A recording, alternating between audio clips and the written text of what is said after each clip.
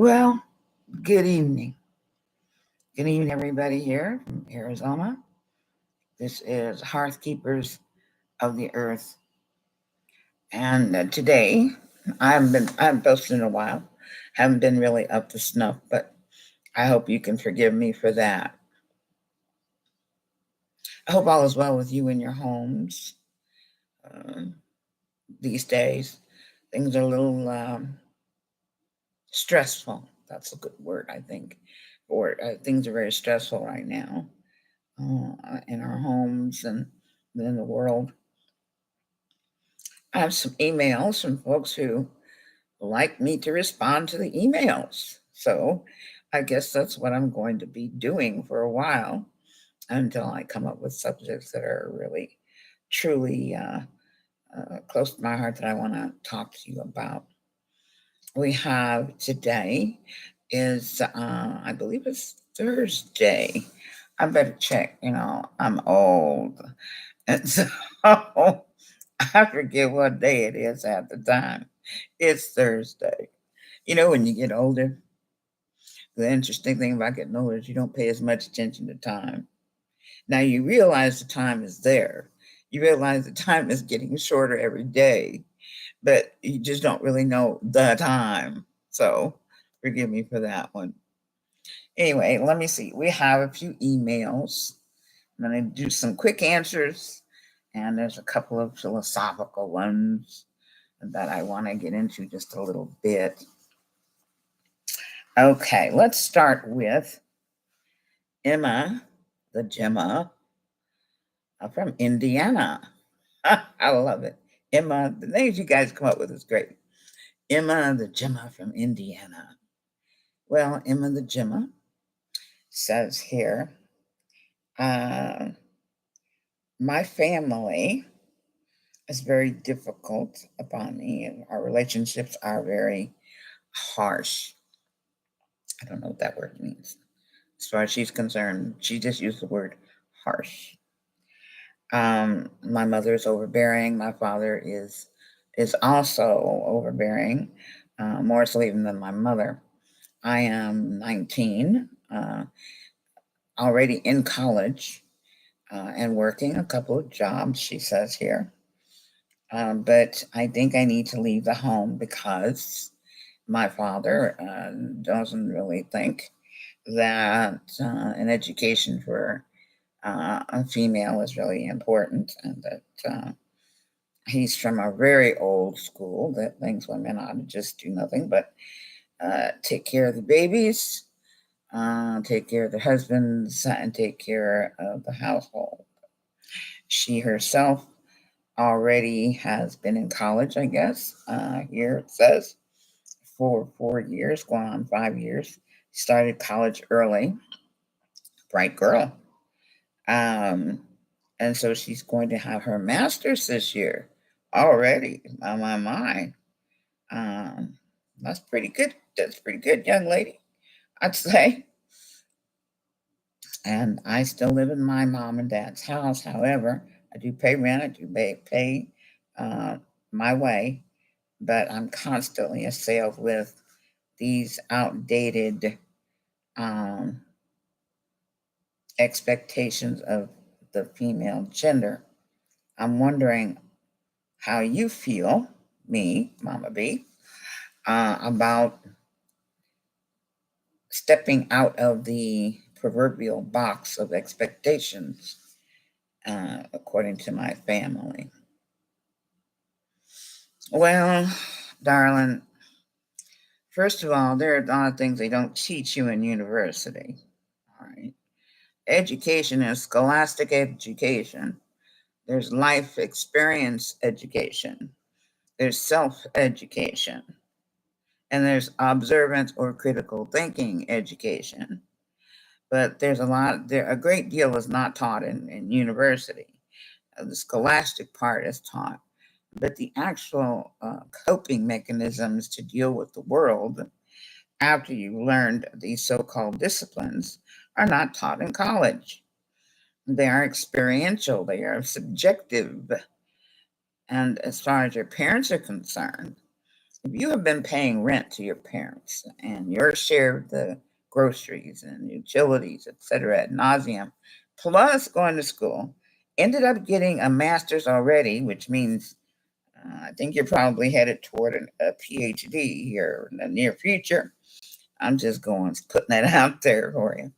But I think I personally, at that age, if I had actually achieved something like that, I would have already been out of the house and away from that kind of a negative um, attitude, a negative,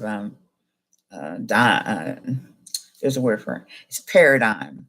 It's a negative paradigm, which actually is counterproductive to your quality of life and to you moving forward in your personal life and exploring what your dreams and your desires are for your life. I myself, I'd already be gone. I was effectively out of my mother's house by the time I was 14. But I was a strange girl. I was a strange girl. I went my own way. It wasn't always the best way, but I went my own way and made sure I wasn't a burden to my mother if I could. Uh, mm, but it's time to go, I think. You know what you want to do with your life. As you said here in the rest of your letter, you want to travel. You want to see the United States. There's a couple of areas in Norway, Sweden, and Ireland that you want to visit. And you have saved some money. And my idea is, you're young. You're young. Enjoy being young. Go look, go see, go do. That doesn't mean stick your head in the sand and not pay attention to what's going on around you, because the world is not a safe place. It never has been safe. It has safer places to be. There are ways to um, help yourself stay safe, but the world at large, is not a safe place. So pay attention, but go see the world. Go meet other people from other countries. Go get different perspectives than the so-called American way, because the American way is not the only way, and it's actually not the best way. There is. It's no such thing. The best way is what suits you, what you can live with, what you're willing to deal with. That is the best way for you. So I wish you the best, my dear sweetheart from Indiana. Take care of yourself. Be kind to your parents. They did raise you. They brought you in the world. You have a extraordinary bit of intelligence. You got it from somewhere. Maybe not necessarily them, but maybe some ancestors. Use it. Don't abuse it. Keep your legs closed. No babies. Okay, don't let some boy with his love talk sidestep you. Go and enjoy the world. Go on and experience the world, and then you get a new perspective to help you decide what kind of quality of life you want for yourself as you grow older. Because when you grow old, life does not get easier. It does not. So enjoy your youth. Enjoy it, please. All right. Let's see. The next letter is from April. Where are you from, April? Let me see if I get this right. April. April Flowers. Hmm? April Flowers in Iowa. Almost couldn't read that, April. Sorry, darling. It's my eyes, not yours. Well, that's a good question. How do I deal with my obesity? Carefully, with great trepidation, with great frustration. To me, being you mentioned here, everybody's telling me I should be body positive. I am 40 pounds overweight. Um, 40 pounds is nothing, darling, but For you, it must be something, or else you wouldn't be saying anything to me. You are not obese. I am morbidly obese, but you are not. You are overweight, based upon your 5'4". That puts you probably at about 135, 140 pounds. Normal, healthy weight. And you don't want to be weight too much. So you're 40 pounds overweight. So that puts you about 185, 190 pounds. Well, anybody tell you this? First of all, you have to get enough sleep, get the proper sleep. You know, take care of your body in the sense that, eat less, but eat more often, but eat less. So let's say you have, instead of a regular plate, get one of those somewhat large dessert plates and then use that plate as a gauge to put your meals on. And do that for maybe 3 months. Then get a smaller dessert plate and then eat from that plate. But eat every 2 to 3 hours, nothing after 6 or 7 o'clock at night. If you have to snack on anything, make it a piece of fruit or some veggies or salad or a piece of protein. That's fine. And take a walk. Walk if you don't like the gym. Not everybody likes the gym. Not everybody wants to go to the gym. I don't blame you. But there's lots of stuff on YouTube where you could do your exercises at home. And it doesn't even take a lot of money or anything, not to pay for gym or anything or deal with a bunch of people. Just go online. There's lots of YouTube videos where you can actually do your exercises at home and exercises that'll suit you. You'll find them. You just have to really look, okay? And don't be so hard on yourself. To me, body positivity means recognizing that you have a problem and it's making you uncomfortable. Because it's not about looks. For me, it's not about looks. I was never a pretty girl, but I was always a healthy girl and a healthy woman. And so for me to be obese is very frustrating for me. However, I understand you want to look good. I understand that. But it's more if you're healthy, if you're really a healthy person, you look good. You can see it in your skin and your eyes. Your eyes are bright. Your teeth are bright. Your smile is bright. Your skin is luminous. That shows that you're healthy and makes you very beautiful. So yes, do lose the weight. Don't beat yourself up. The biggest thing is stop beating yourself up. Body positivity really to me means recognizing you have a problem, not because of the way you look, but the way you feel. You physically feel. If you can't do certain things because you're too big, if you can't go certain places because you're too big, you won't fit. It's time to lose weight. Nothing wrong with that. It's body positive, truly body positive, to fix something in your body that is obviously broken, and it is your weight and how your body deals with its food, which is also your fuel. You want to be body positive? Get healthy. Don't worry about the looks. Looks will come with it. Just get healthy. Find ways to get healthy. Identify the problem. Talk to someone that's a professional about the problem and the best way for you to go about solving the problem. Okay? Hang in there. Don't give up. Don't get discouraged. And don't let anybody try to shame you.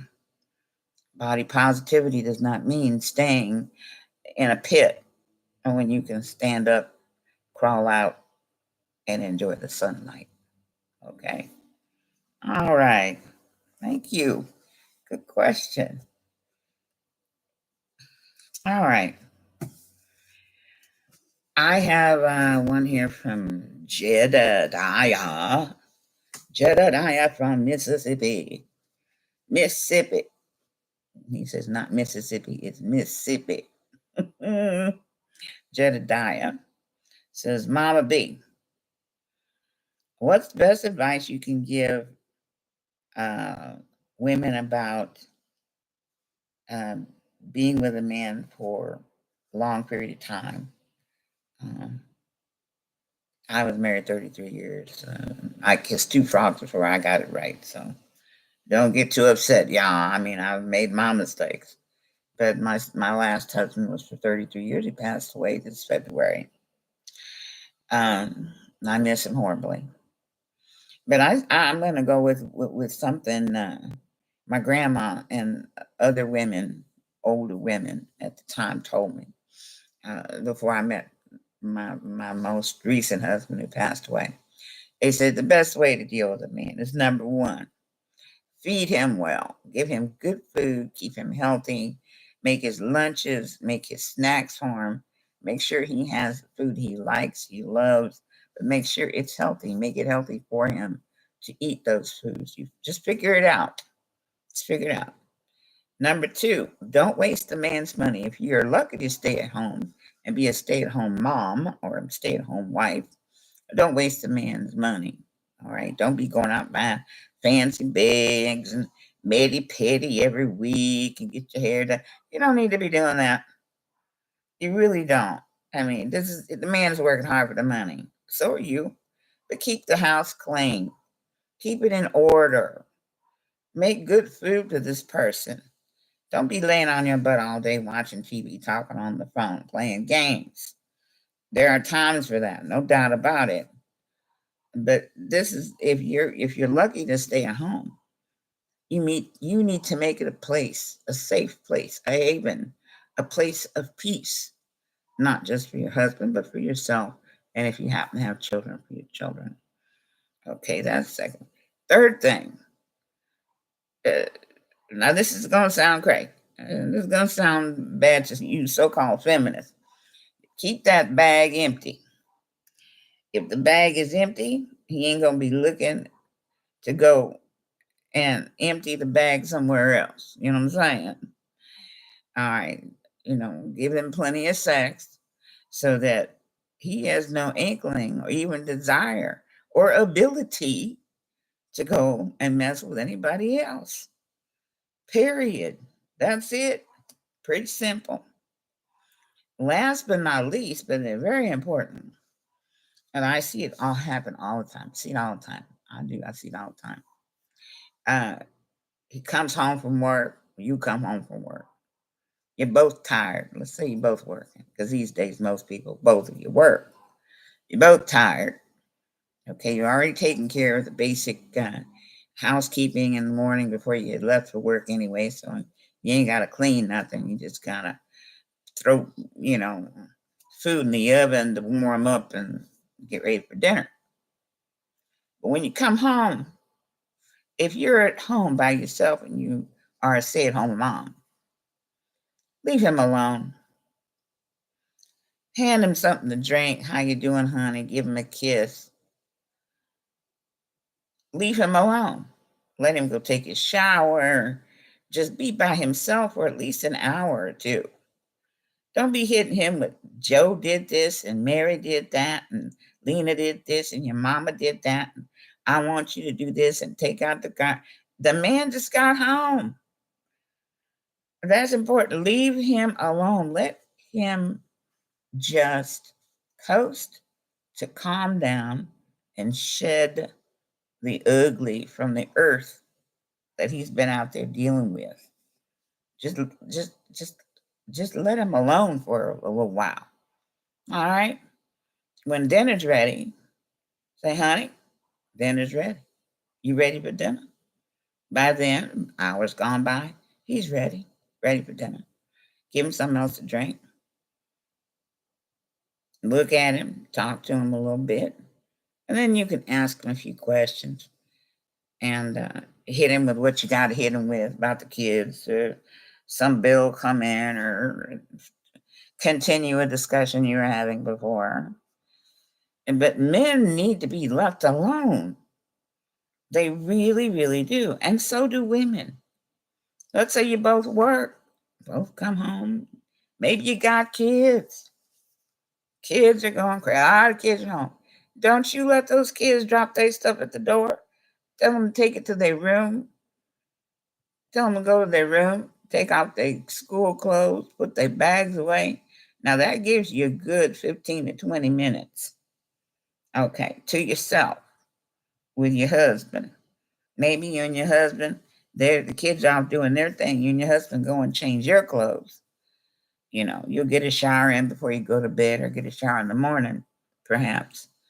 But in that 15 to 20 minutes, give each other a little huggy, kissy, and then leave each other alone for a few minutes. Okay, because you got to come down off of that whole work day. It's tough out there. You need to be able to de-stress. Okay, de-stress, breathe, and say, okay, I'm at home now. I'm in my safe place with people who love me. I can relax now, and then you can go out, get your dinner started, find out who wants what. Then everybody's pretty much ready to talk. But don't just hit that man with stuff when he walk in the door. All right? He gonna get tired of that, and you gonna get tired of it too. Because he's gonna tune you out. And then you'll complain on the other side, he tuning me out. Just leave him alone. Good food, great sex, leave him the hell alone. And that goes for women too, gentlemen who are paying attention.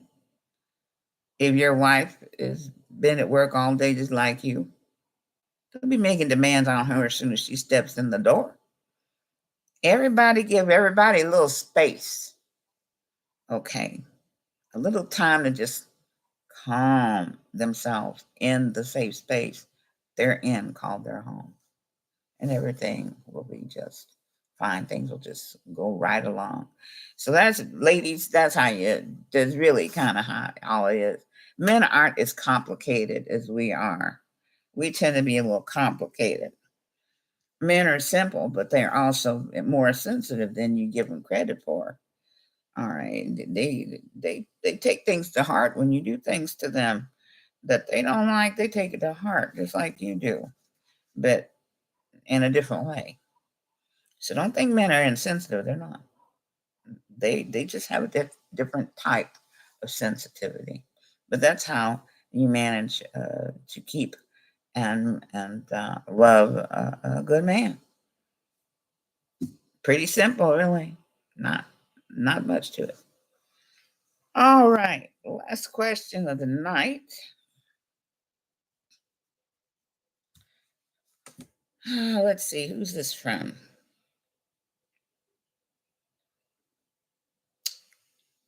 Madeline in, where in the world? Oh, Madeline in Poto, Oklahoma. Madeline in Poto, Oklahoma. Madeline wants to know how I save money on groceries.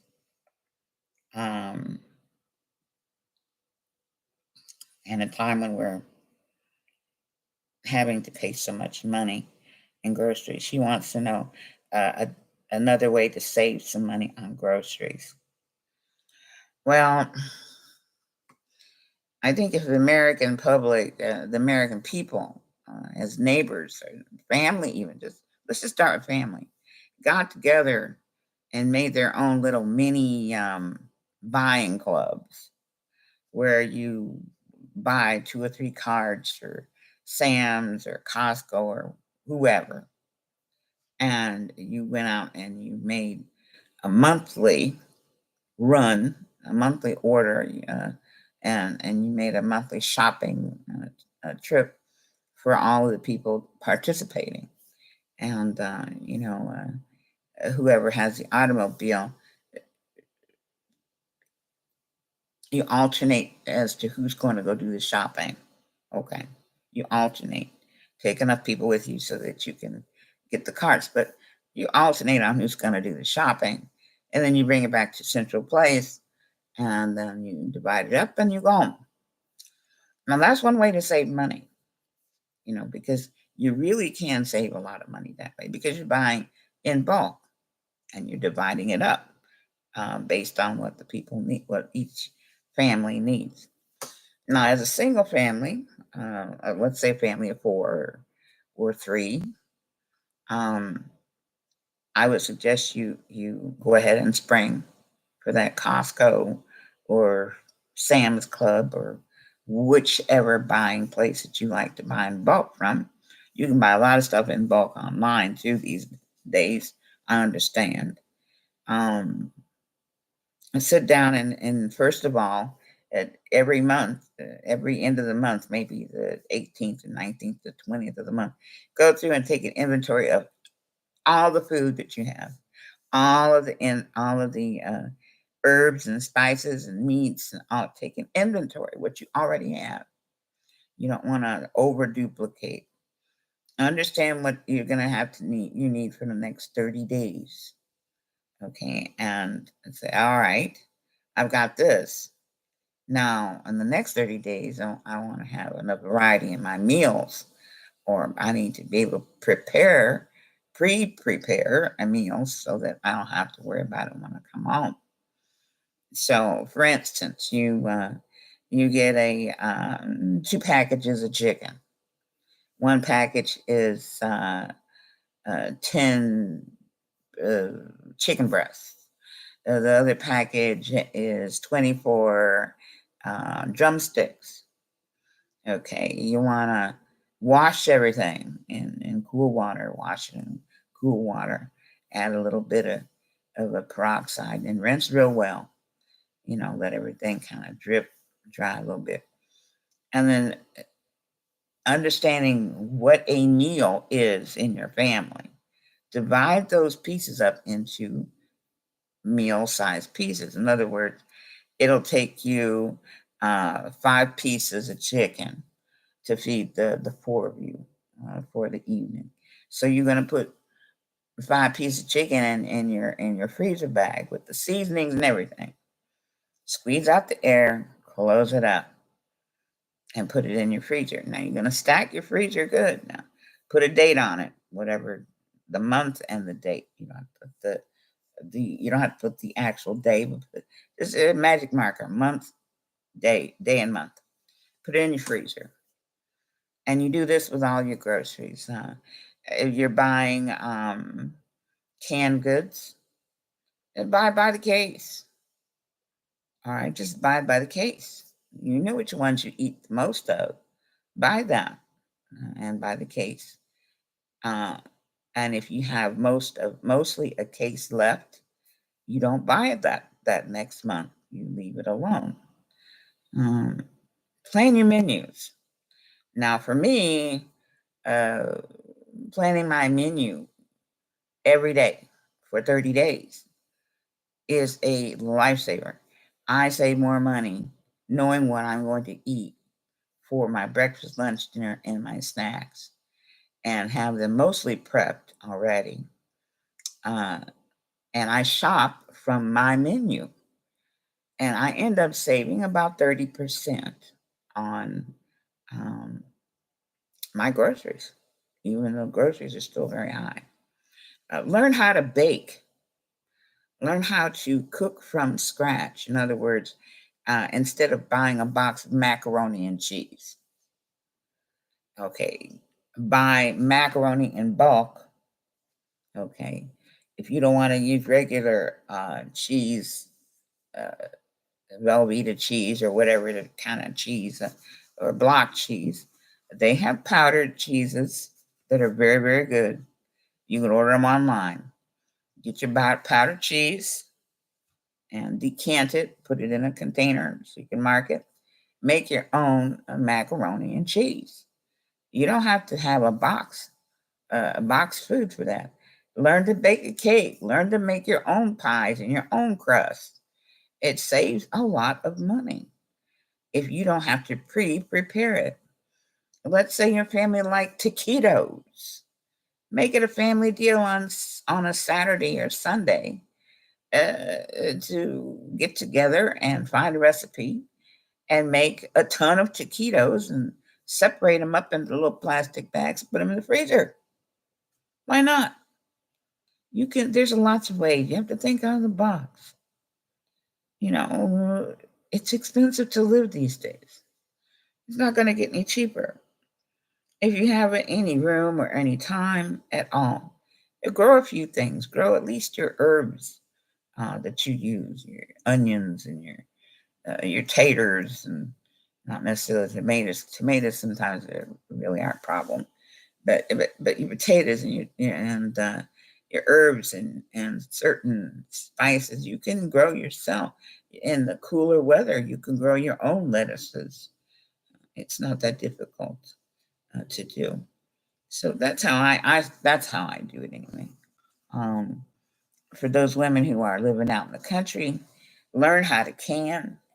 Okay, learn how to grow your own food, as much food as you possibly can, but learn how to can. And for those women who are really hardcore, like I used to be when I was older, I was younger. Um, if you can go hunting and you want to learn how to hunt, go hunting. Go hunting for that venison. If you can get the license for it, see if you can go hunting. Now, mind you, if you go hunting, you have to understand you got to dress it out. If you kill it, you dress it out and you butcher it out to store. And nobody's gonna do that for you now. You might have your husband help you or your partner, but if you're gonna go hunting, that's your responsibility to dress that creature out and give thanks to that creature for its life to feed your family. So those for the hardcore ladies out there, anyway. Last but not least, the philosophical. Oh my. This is from Abdul. Wait. That's right. Abdul Afad. Abdul Afad. Abdul Afad from the Arab Emirates. Wow, that's a surprise. How he actually stumbled upon my funny face, I don't know. Abdul Afad asks me, how, as an American Black woman, do I see what's going on in the world? Oh, he would ask me something like that. Well,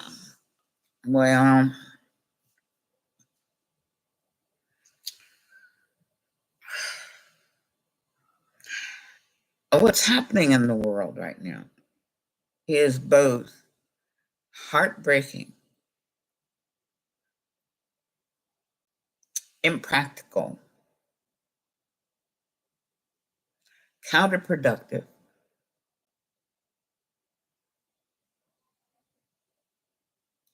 hypocritical, and at the same time, there's amazing beauty going on.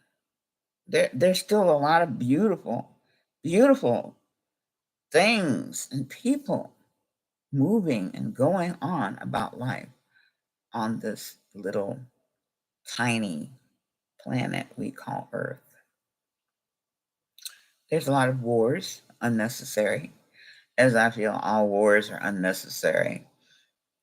To me, war is the bastion of those who are too egotistical to compromise so that everybody benefits in some way. But there's a lot of wars, and a lot of innocent people are dying. There are a lot of people who are dying from civil wars, national wars, people who are dying because the civil wars does not allow them to live.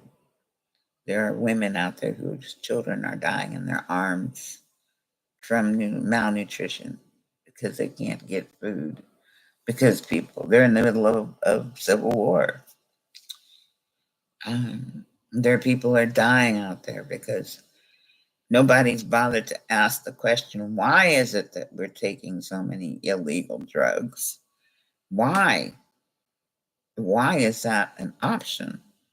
Why do we feel that it's necessarily an option if we're feeling some type of pain, emotional or otherwise, to um, completely check out of the world to such a degree that we have drug addicts? Nobody's really addressing the why of a lot of the problems that are going on in the globe.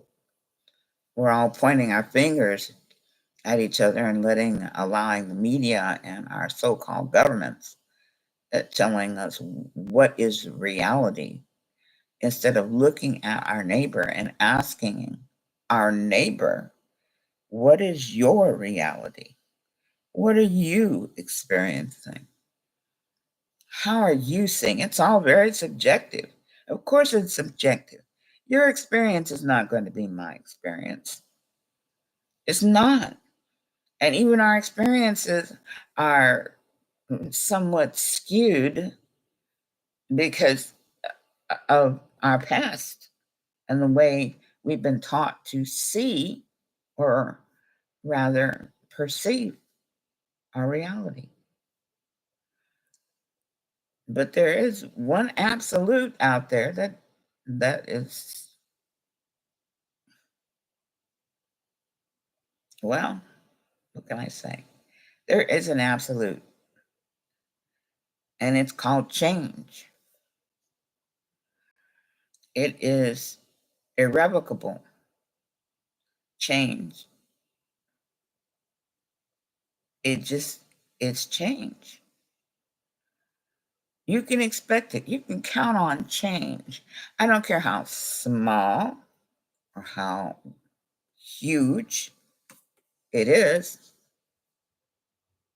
Change is inevitable. You can't get around it. It is one of those absolutes. Change is absolute. The thing is how do we and how can we affect change so that life is better for as many people as possible, so that it's practical and reasonable and kind and compassionate? How do we affect the change that is inevitable?